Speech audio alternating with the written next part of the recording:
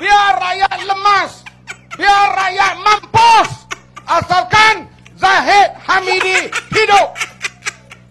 Dia nak hadapi kes mahkamah, di mana kita masuk mahkamah. Taulah Datuk Seri Anwar Ibrahim pakar adalah mahkamah. Saya sikit-sikit. Bila sampai ke peringkat mahkamah kata ada prima facie, kita kena bela diri. Artinya setengah kaki dah masuk dalam jail.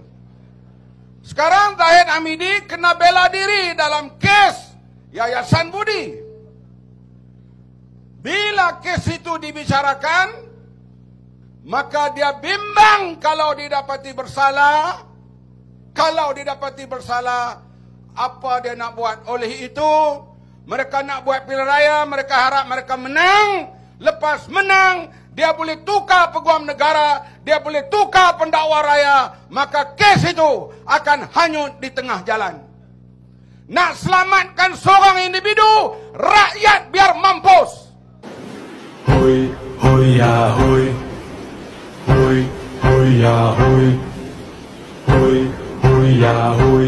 Ya hui, hui ya hui ya hui. La la la la la la la.